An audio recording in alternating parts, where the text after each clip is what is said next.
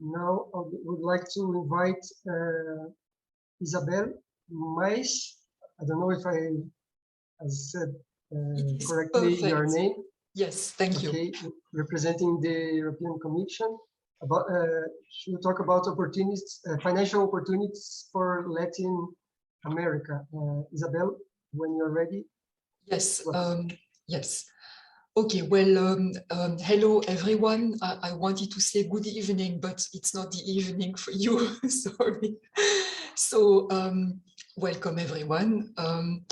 I am going to talk to you about one important funding program of the European Commission for everything related to research and innovation. And of course, I'm going to focus on the part related to space, since we are here talking about Galileo. This program from the European Commission is called Horizon Europe, and it covers the period between 2021 and 2027. So it is currently active. My presentation will be going in two parts. My first part will be about the content, which is related to our space policy. And the second part will be to give you a few information and tips about concretely how you could participate to a project funded by Horizon Europe, and how your proposal would be evaluated and what is important to think about when you prepare such a proposal. So I will share my screen so that you can see my presentation. Give me 1 second. Do you see the presentation on your screen? Yes, yeah? You can see your presentation. Perfect. I put it in slideshow mode so that it's a bit bigger. Voila. So as I said, my first part will be about the content. It's a little bit complex. You will receive the slides. This is just to show you that this Horizon Europe program is quite a complex program, but it does not need to be complex for you. It's more complex for us inside the house. And that it has 3 pillars, that space is under the central pillar, pillar 2, so in the middle of the slide. And we are bundled together with other subjects.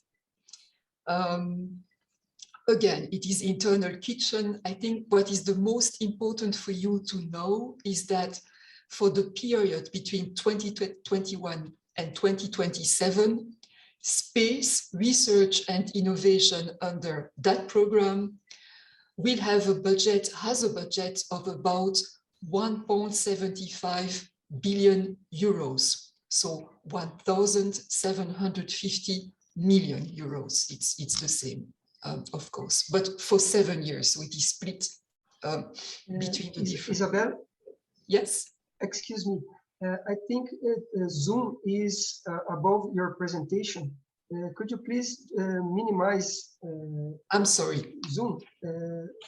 So I think we are going to see your PowerPoint in the full mode. Is it better this way? I think if you minimize the Zoom. Yeah. Okay. This way. On the right of your. Yeah. Yeah. I have already minimized. Is it better or it does not make any change? No, I think you have to maximize a little bit. Maximize, okay. Is it better now? Yeah, I think it's better now. We can see the full screen. Okay, so I continue this way? Yeah, okay. Yeah. Okay, very good. Yeah, a bit bigger, Isabel, because you have to click on the full screen. No. Okay, wait. Yeah. I was in full screen, huh? But you asked me to minimize, so I will go back to full screen. Yeah. Yes. And you tell me, over there, yes. Is it better this way? Or it does not change anything? Yeah, right now. Yeah, we can see the full screen now, but You have to close Zoom. yeah, Close. I mean, Close? close, not to, close. not to shut it down. Just Not to shut it down. To. Do you have the chat? Minimize. Do you have at the right part of your screen, Isabel, the chat or the Zoom chat or something, or Okay, a window? One second. That window at the right part of the screen, yes. Yes, okay. What should I choose? At the Close right? it or minimize, but only that window. Okay, wait. yes, Better. perfect. Thank you Now very you much. can go to full screen in the presentation. Yes. Okay. Okay. Okay. Is it okay for you now? Better. Yes. Thank you. Okay, perfect. Sorry for that. I cannot see what you are seeing. very So it's good. all right. Okay, this I will not go into the details. It's only to explain how we built the program, but again, it's internal kitchen. The program is of course linked to the most important priorities of the European Commission, but space is very important for the European Commission. So we are related to the main priorities, so it's okay. And basically our part of the program has a very long name. It's called Open Strategic Autonomy in Developing, Deploying and Using Global Space-Based Infrastructure, Services, Applications and Data. It's a long name because it covers many areas of space research and innovation. It's not only about the satellites up there, but it's also about the ground infrastructure. It's also about the services. So it's really, it really has a large scope. It really covers everything related to our space programs. This is a chart to try to structure the content of our program. To make a long story short, we have some spending which goes to improving, modernizing the infrastructure components of our space program, so mainly Galileo and EGNOS. It is what is called on the screen upstream space. Then we have also money to, which is focused on improving the services delivered by the space programs, and also expanding the space programs with, for example, something called space situational awareness. It's all the things linked to how do you avoid a collision between satellites and debris from previously launched infrastructure. So that is the second part here on the screen, the space program components. And then we also have some horizontal actions linked to, for example, space science, linked to education, etc., etc. So this is for structuring visually the content of our research and innovation program. Just to illustrate what is covered, we have a part which is more targeted at increasing the competitiveness of our space systems. So there we cover things related to telecoms, to Earth observation, to data, to industrial processes, enabling technologies, and so on. We also have a part linked to the capacity to access. So there we cover launchers, for example, commercial transportation solutions, launch facilities, etc. We also have a part related to the space and the ground infrastructure for the space program. So as I said, that is linked to Galileo, EGNOS, and new services such as space situational awareness. And finally, we have a part which is more linked to services and applications. So how can we increase the use of our of the result of our space programs? If I take the work program of the Horizon Europe space program For 2021 and 2022, which has already been published and which is already closed, it closed only a few weeks ago, we published 45 topics for which potential beneficiaries could make a proposal. And this gives you a split by subtopic and how much budget we dedicated to those different topics. It's just to give you an idea, because of course, the work program is different from 2 years to 2 years. And currently we are working on the work program for 2023 and 2024, and it will not be exactly the same, of course. So we publish those parts, those topics, we publish them as an open call, so anyone can apply. And I will come back to that later on, because you are, of course, interested to know what can you, as Latin American actors, to what can you apply. And you will see it is basically most of what's here on the screen.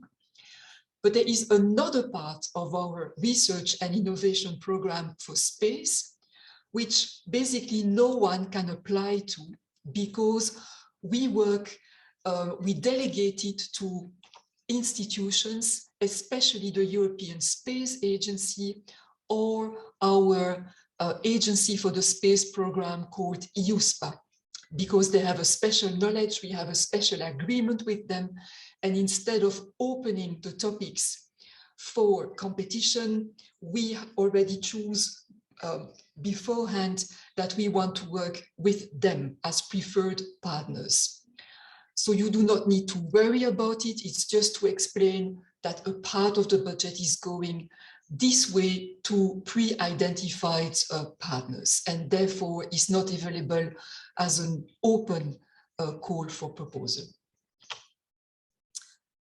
Then you also have to know, but it's perhaps not so relevant to you, that even if we have a research and innovation program for space, we also encourage the use of Galileo and EGNOS in non-space related parts of Horizon Europe, for example, linked to transport or linked to energy or linked to environment, where basically we ask the potential beneficiaries of those parts of Horizon Europe that if in their proposal they foresee the use of satellite data or Earth observation data, they have to use Galileo and Copernicus. They can also use competitive systems from other parts of the world, but in order to receive funding, they must at least also use the European programs. Of course, that makes sense. I will not spend too much time on that. No, here comes the part which I suppose is of most interest to you. So how can you, as Latin American potential beneficiaries, participate to the Horizon Europe program for space? As a general rule, you are entitled to participate to any topic that we publish. So normally all our topics are open to all parts of the world, but there are a few nuances to make. And the first nuance is that because space is a potentially security sensitive topic, sometimes depending on the topic, on the exact call that we are publishing, sometimes we need to restrict the participation either to the EU member states or to the EU member states plus the associated countries. Who are the associated countries? They are countries with whom we made a specific partnership related to the space program. And you have here the list, and you see that Latin America is not part of those associated countries. In other words, there are some topics in our Horizon Europe space program when they are reserved for EU member states or EU member states plus associated countries, which are not accessible to you in Latin America. But it's of course not all topics. The general rule is that normally you can access to everything, to all the topics. Then, in terms of how will you, can you get involved? Can you receive funding, yes or no? It depends. There are very specific rules within Horizon Europe saying that when you are from a low or middle income countries, then you can participate with funding, so you can receive funding. When you are from a high income country, normally you do not, you can participate but without EU funding, except in justified cases. So I cannot make it today a general rule. First of all, it depends on the situation of your specific country, whether it is low income, middle income, or high income. And then even if your country is high income, you may still be eligible to receive funding. It depends on the justification. So I'm afraid that this point is pretty much on a case-by-case basis, but it means that in many cases, yes, you can participate and receive funding for your activities. And then a last nuance which I would like to bring is that sometimes we publish a topic which is about international cooperation in the space program. Of course, then you are extremely welcome to participate, because that is what we're looking for. We are looking for cooperation with other parts of the world than the EU. That is what I wanted to say. This you will read on the slides, because it's just explaining what I said about some topics being restricted to the member states or the member states plus associated countries when there are sensitive security aspects. And here on this slide, I wanted to give you the links, the internet links to where you can find the publication of the course, where you can follow when we publish what course, and then see if you want to make a proposal. So you will receive that, and it's a hyperlink, so you can click and it directly brings you to the right page. So that is what I wanted to tell you about the content. What type of activities can we fund with Horizon Europe Space Program? Now I am going to give you a part which I know less, because it's a part managed by our agencies, but okay, at least I know the basics, so I can take you through them. And again, you will have the slides with very detailed explanations, and also the links, the right links at the end. So it is the part about, okay, suppose we publish a call, you see that one of the topics we publish is interesting for you, you would like to participate, it's possible for you to participate, and you are preparing a proposal. What happens then? How can you move forward with your proposal? Well, first of all, you will then, through an IT system, submit your proposal, and it will be evaluated. What you need to know is that when you prepare your proposal, you will have to detail different sections. You will have to talk about the scope, about the expected outcome, about the type of action, about the budget that you're proposing, etc. And you will need to make sure that what you propose there is answering what we have been defining in the topic. So we define what type of activities we are looking for. That's the scope.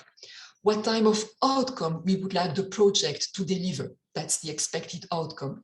What type of action we would like you to propose. Is it what we call an innovation action, which is really basic innovation, really upstream, or is it more a research and innovation action, which is a bit further down, closer to the market? And actually, I made a mistake. It's the other way around. But okay, just to tell you that there are different types of action. And don't worry, there is a good documentation explaining what is what. So you will have to make sure that you answer to what we are asking.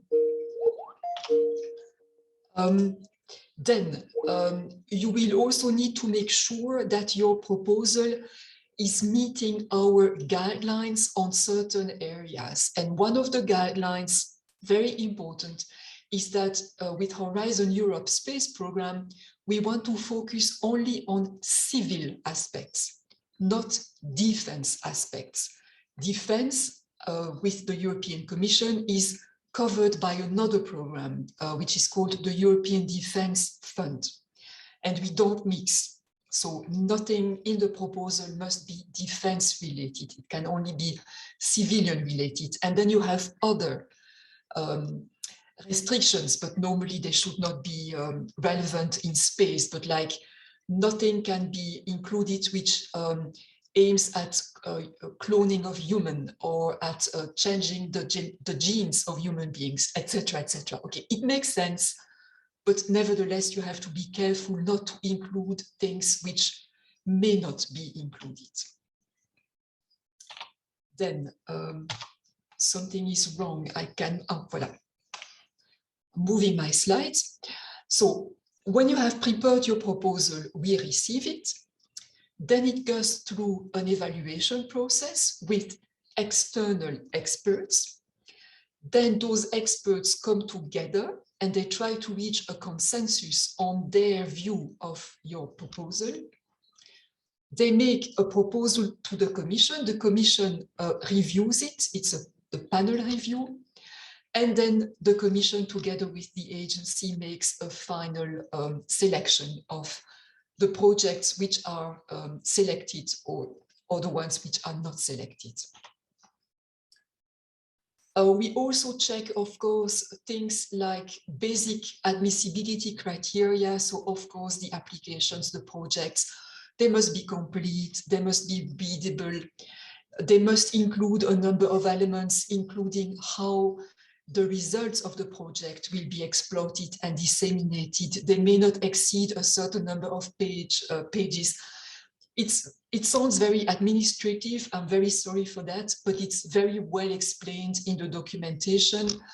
And I can only advise you to really check that you do it right, because it would be too sad to be excluded for a little detail, something that you have overlooked.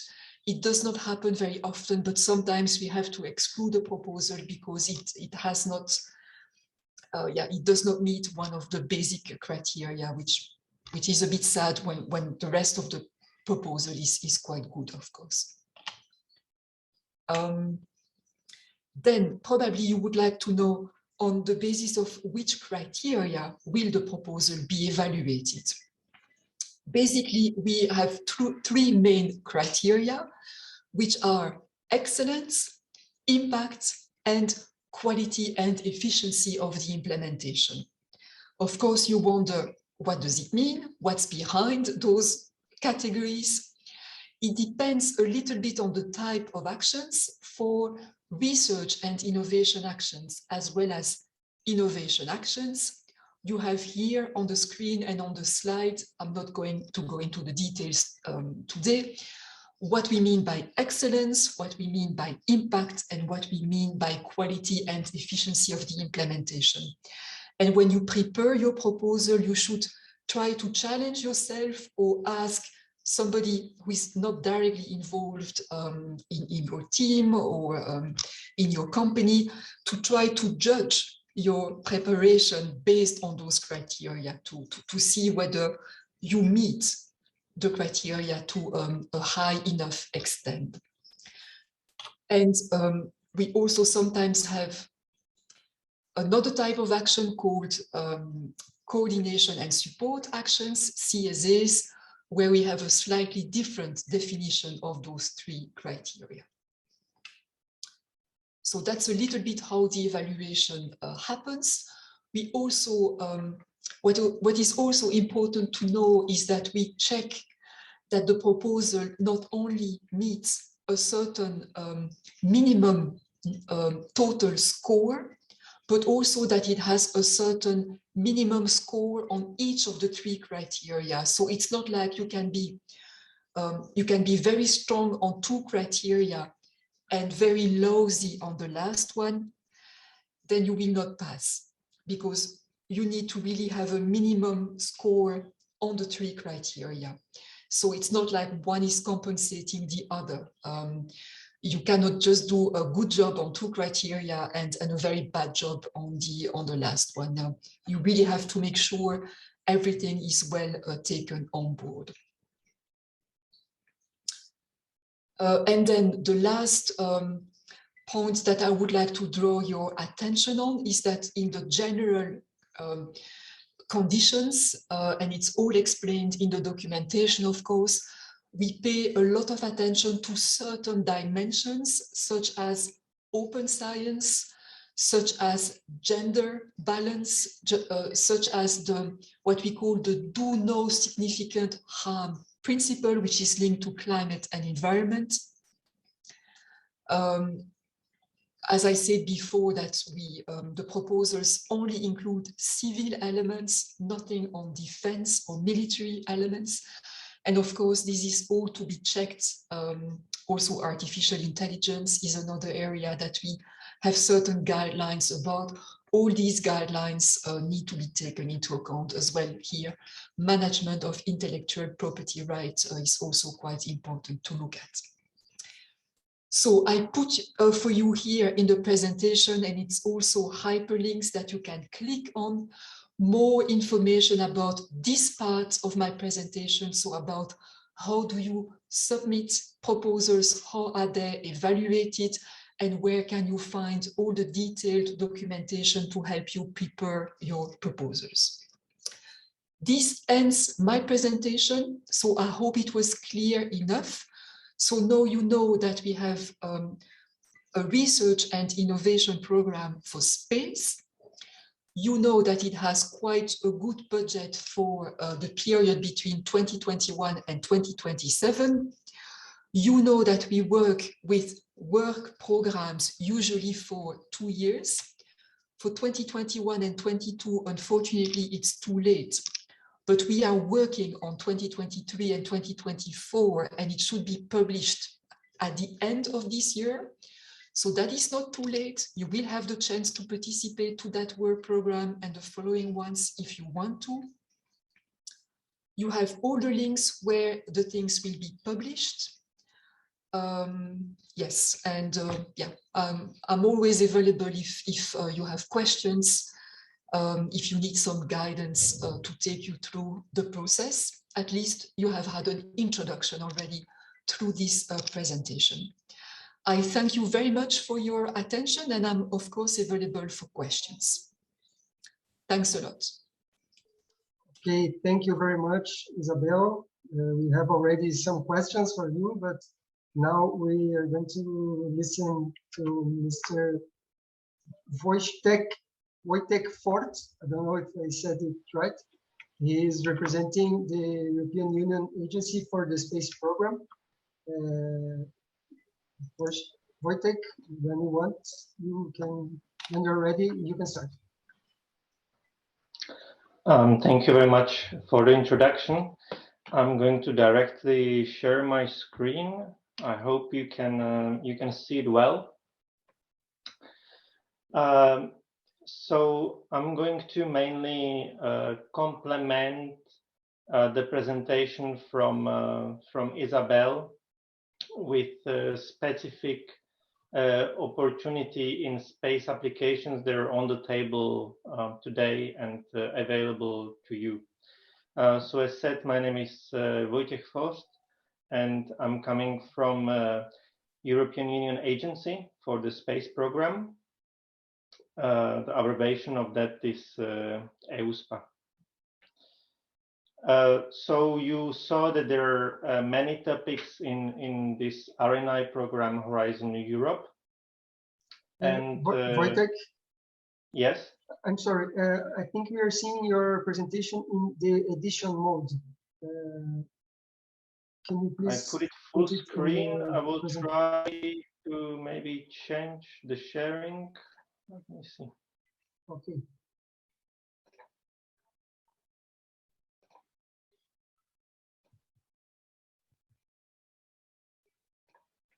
I think you need to share the full screen and then put the presentation in the presentation mode.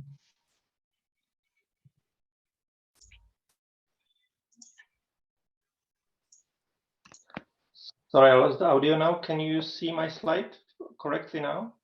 No, not yet. Not yet.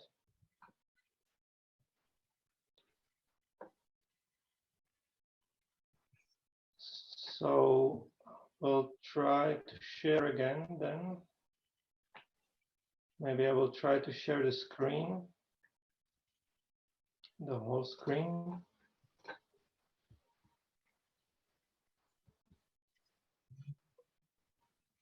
Okay, now it's perfect. Thank you. Yeah. Okay. Thank you for pointing that out.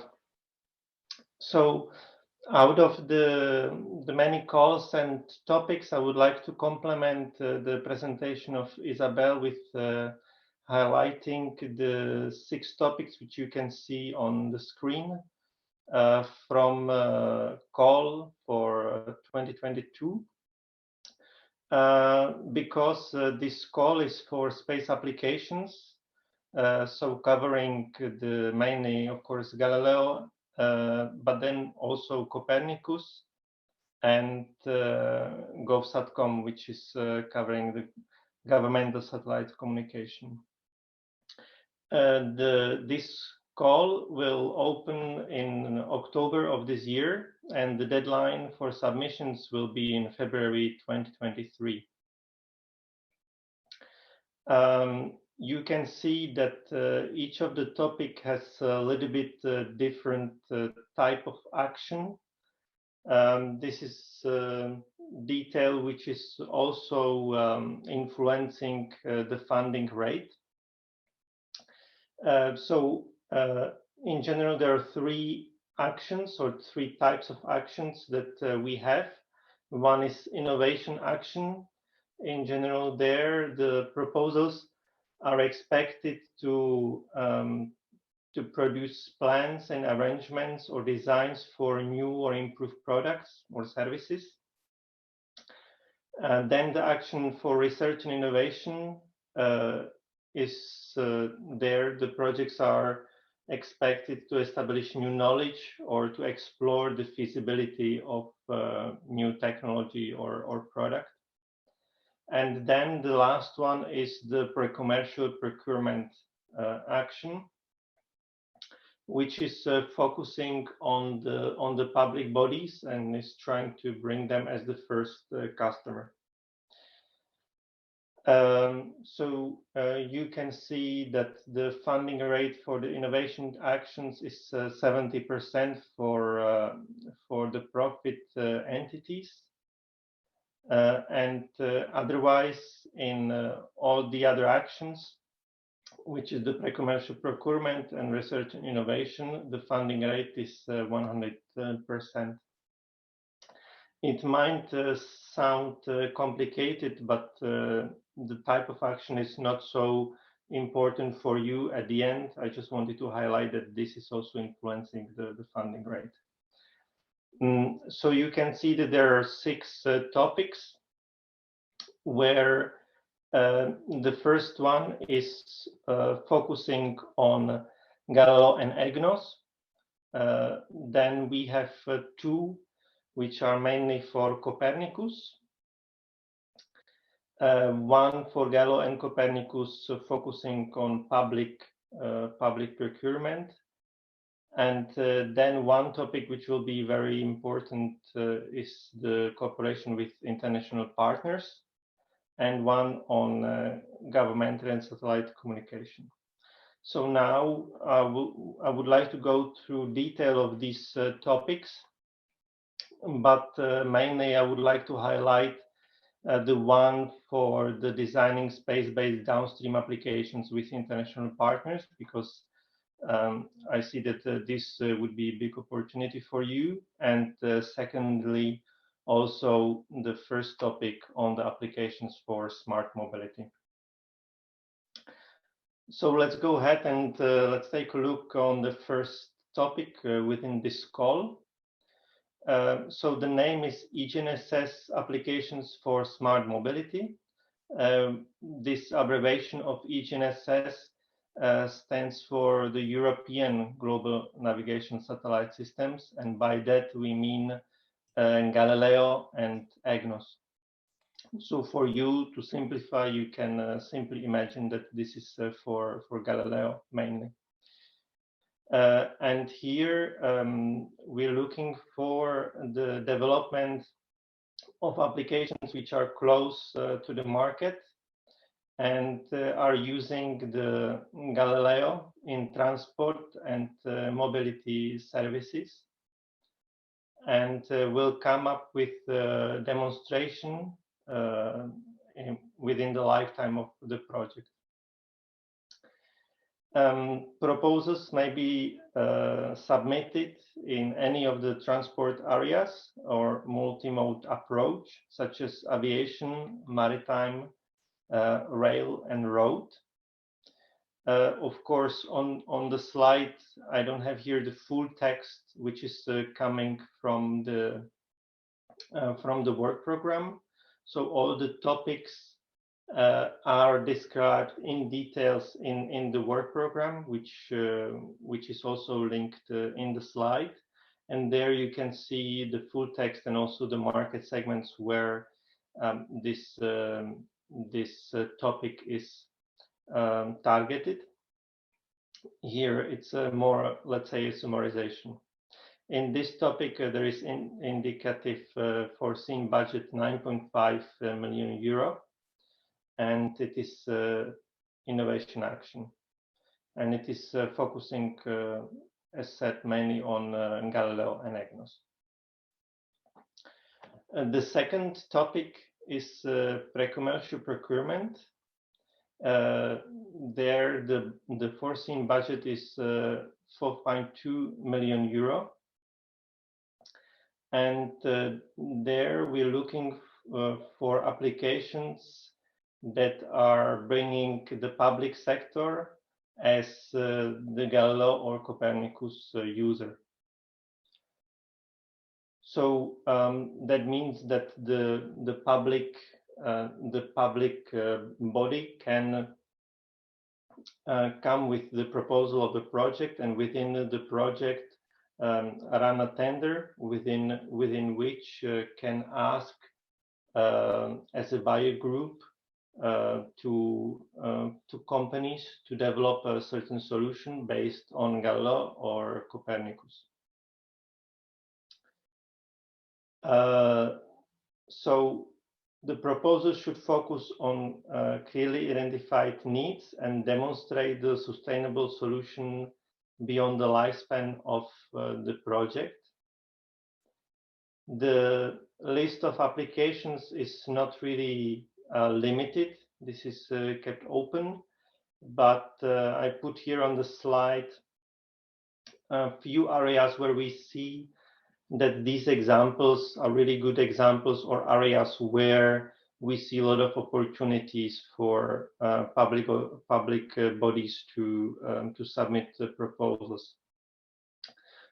So one of them, I believe, very promising, is crisis and emergency management, but also, for example, the smart cities and public transport, which was already mentioned here on the previous slide. Then I would like to mention briefly two other topics which are also included in this call, and they're focusing on Copernicus. The first topic is for the downstream applications and the European data economy. So there the proposals are required to make use of existing European data infrastructures, such as the Copernicus DIAS platforms. These DIAS platforms are platforms which are making it easy to access the data. And then there is a second topic, which is large-scale Copernicus data uptake. And this is focusing on artificial intelligence and high-performance computing. However, I believe that the main topic which could be interesting for you is the topic which is called designing space-based downstream applications with international partners. As the name suggests, this topic is focusing on cooperation with international partners. This is why I think that this could be a good opportunity for you. One of the points is to promote and uptake the use of satellite navigation and EGNOS and Galileo, but also to Copernicus. The proposal should lead to new improved products, processes, or services using the EU space technologies, meaning, again, Galileo, EGNOS, or Copernicus. Part of the proposals can be also building capacity and awareness raising about Galileo and Copernicus. The projects within this topic are expected to contribute to 3 high-level outcomes. So one is the usage of Galileo and unique features of Galileo, so-called differentiators, such as the high accuracy and authentication. Also, one of the outcomes to contribute to is the combination of Galileo with Copernicus. Also, one of the things which are in the scope of this topic is to achieve critical mass of space-based applications and success stories, demonstrating the advantages of the differentiators that I mentioned in the solutions and services. And here, I think what is very interesting, and you can see again the details in the documents where you have the full text, but it is saying that when the proposal is dealing with Copernicus-based applications, participants of at least one partner from the country, or let's say at least one partner of the country of the proposal should be from the country which signed the Copernicus cooperation agreement. And I will get to that right away on the next slide, because here you can see conditions about this topic. We'll still speak about the topic for the international partners. And you can see that on top of the countries eligible for funding as presented by Isabel, also the countries that have signed an administrative cooperation agreement on Copernicus data access and Earth observation data exchange are exceptionally eligible for European Union funding. And the list of these countries include also Chile, Colombia, and Brazil. So this is the main reason why we believe that this could be a good opportunity for you. The total indicative budget for this topic is 5.1 million euro, and the expected size of one project is between 1 and 1.5 million euro. However, this is not mandatory, it's just indicative. There is also defined the technological readiness level, so-called TRL, of the applications or of the resulting product or application. So this TRL levels are also defined in the documentation. I can provide you a link. It's from 1 to 9, where the 9 is the finished product. In this case, the expected TRL is from 3 to 4. So this was the description of the topics inside the call, and here on this slide, I allowed myself to actually repeat again what Isabel already mentioned, and that is, if we speak about the proposals focusing on applications as applications of Galileo, so the proposals which are using the Galileo signal to develop further products and services. As Isabel mentioned, there are a lot of another topics which are requiring to use Galileo in case there is satellite navigation being used. And I'm mentioning it here again because we actually went through all the proposals, and we made the list of topics where this condition is described. So you can see here, if you scan this QR code, you should get to the document where all the topics are listed. And so this was about the Horizon Europe. And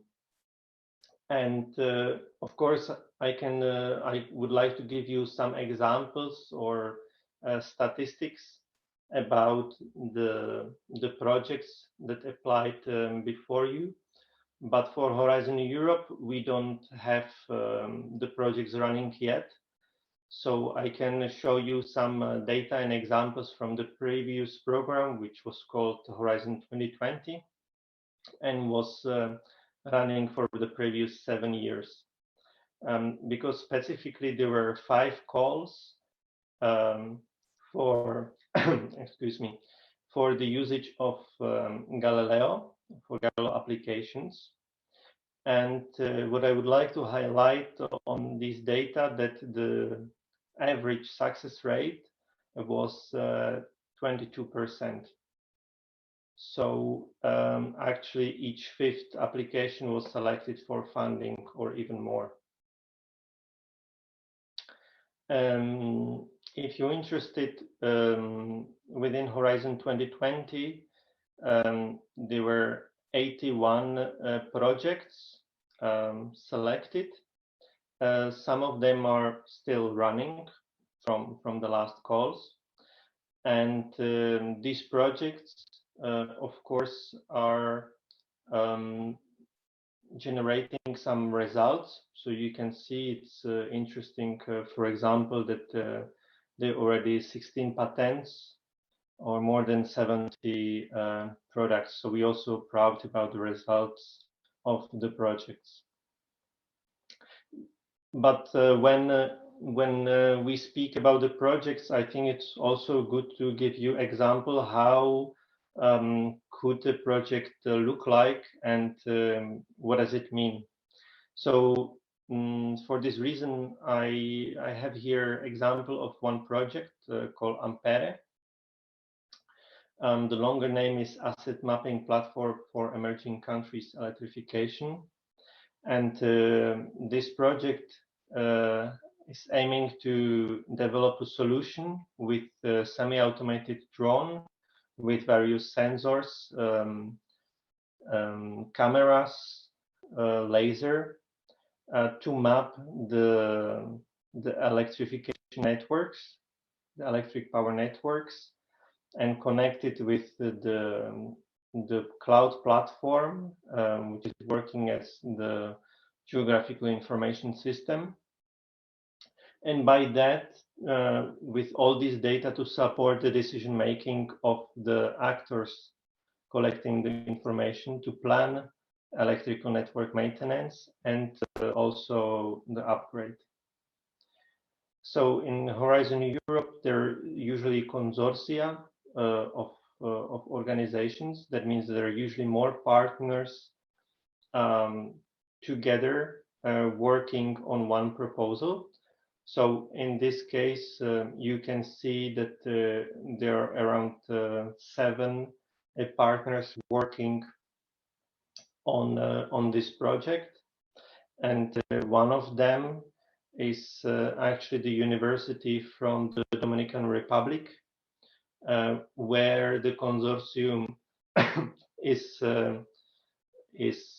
collecting the user needs. It will be doing the demonstration, and also is in contact with potential future customers. So here you can see that this cooperation, the international cooperation, is also possible within the normal topics, not only those focusing on international cooperation. In this specific example of this project, it's running for 2 years, more or less, from February 2020 till June 2022. So it will be finishing soon. The total cost of the project is over 2 million euro, and the EU contribution is more than 1.5 million euro, and it's coordinated by a company, Italian company. So within the consortium, there is always one partner which is coordinating. It's the main partner within the consortium. In case you would like to see more projects which were dealing with Galileo in the past, I invite you to take a look on our website, where there is the whole portfolio of projects in the past, so you can see what was already developed in the past, and also for inspiration, so that you don't repeat, for example, some idea that is already there. And as one of the last thing, I want to also mention our report on Earth observation and global navigation satellite systems. This is free of charge, and you can download it from the link that is on the slide. It is quite rich content describing the market in each of the market segments. Actually, now there are 17 market segments where we described the trends of the market, how many units are sold, and so on. So it's a very interesting reading when you searching for an opportunity, or you have an idea, or you're searching for the gap on the market. And that is all from my side. Thank you very much for your attention. Okay, thank you very much, Wojtek.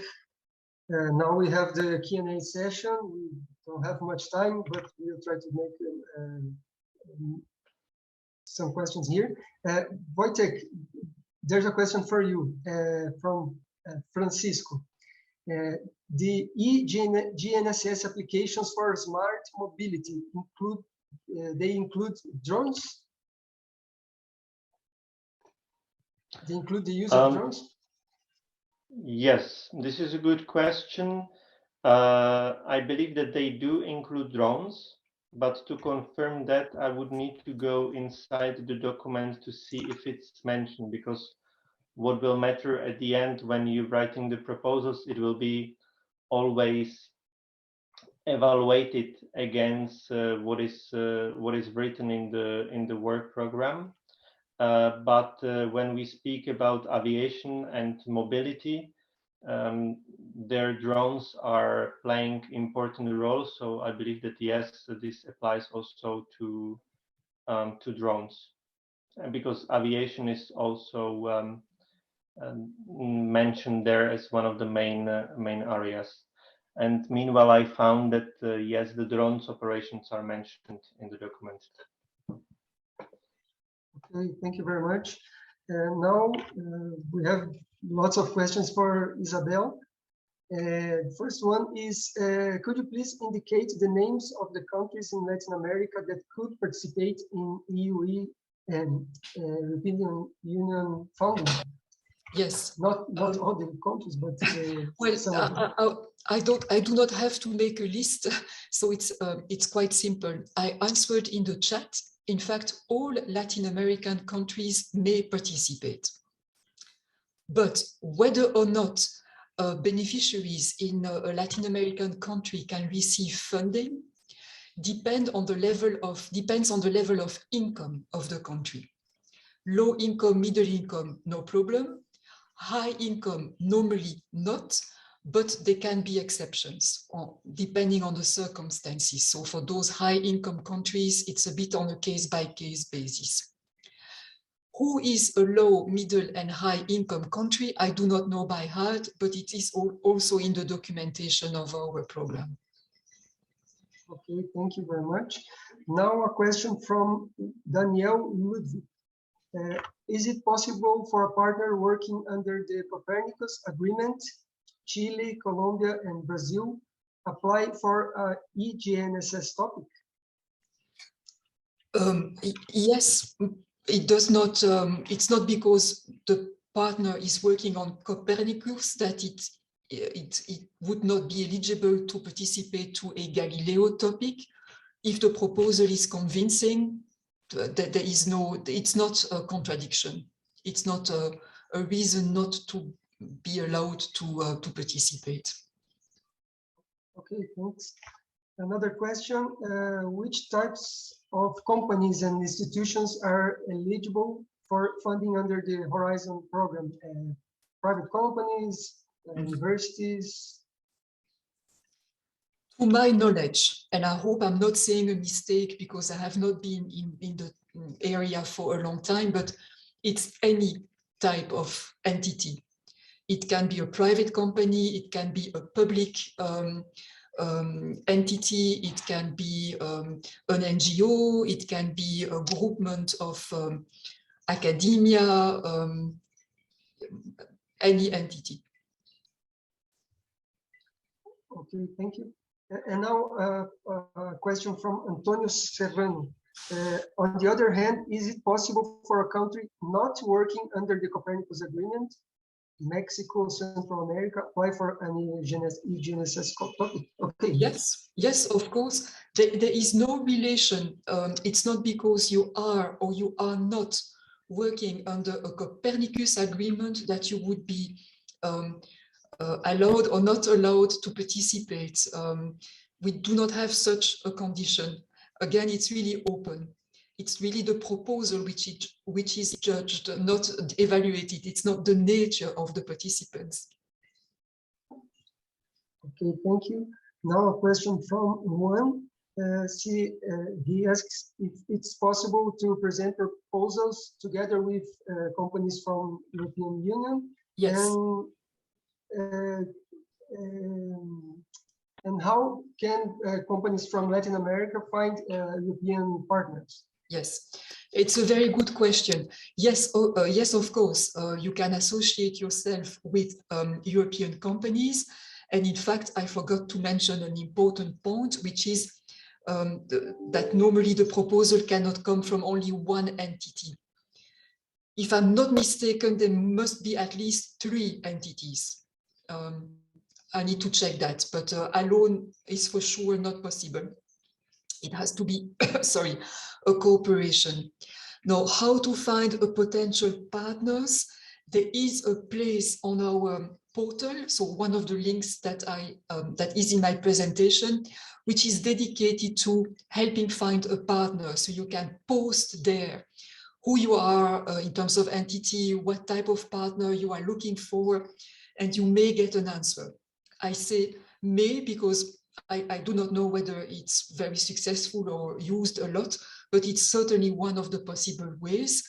Of course, very useful for people who are not located in the EU and for whom it's not so easy to find EU partners. Yeah. Okay, There's a question about partnerships with Brazilian companies related to Galileo in our region. Mundo Geo is an example of company that is participating in a consortium and Parque Tecnológico de São José dos Campos. So I think it's already answered. Another question, is the European Union, European Commission interested in content creators to promote Galileo? What is meant by content creator? Is it applications, development of applications, or is it something else? It's for marketing, for no. content related. No, at least not from the research and innovation program, because it's not really research and innovation. There are communication activities, but it is something else. And to my knowledge, they're not open for competition, and it's another process. So in this program, no. Okay, thanks. Isabel, I think they are indeed referring to applications. You think that's what?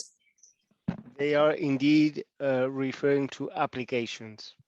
Okay, yes, applications. So the fact of using Galileo signals, for example, or Copernicus data, for example, in applications, for example, mobility-related applications, farming-related application, things like that. Yes, it is part of our research and innovation activities. We have some topics which are related to applications instead of being related to the hardware, the infrastructure. So applications are indeed covered as well. Okay, thank you. I think we have 5 more minutes to end the webinar. So a question is, can a company based in Latin America be the leader of a consortium and create a project for funding by the European Commission? To my knowledge, yes, in the sense that you may be the leader. Does not need to be that it's an EU partner who is the leader. And the second part of the question was? I'm sorry. I think it's this. If a company can be the leader of a company. Yes. Yeah. Yeah. It's not forbidden that. Okay. And the last question, I think we don't have any more questions. What kind of documentation or registration is required of a non-European company to register in the European Commission system to participate in a financial in a project? To be honest, I do not know, because I'm more working on the policy than on the actual submission of proposals, and we do not have somebody from HADIA. Maybe EUSPA, maybe Voltec has a bit more information on that, but I suppose it's the same kind of information as European partners, so it's usually a statement of the accounts of the entity, a proof of registration that it is indeed an association or company that exists, that sort of documents, I think. Voltec, would you have any perspective on that? Yes, Isabel, I can confirm that to my knowledge, of course, there are standard data when you're applying, such as the names, contact points, and so on. However, further, there will be validation team validating each entity, and they might ask for a few legal documents and also bank account and confirmation that the bank account belongs to that entity. Okay, thank you very much. Now we are at the end of our webinar. I would like to ask the final remarks of the presenters in the same sequence of the presentations. Mr. Luis Cuervo, could you give your final words? Thank you very much.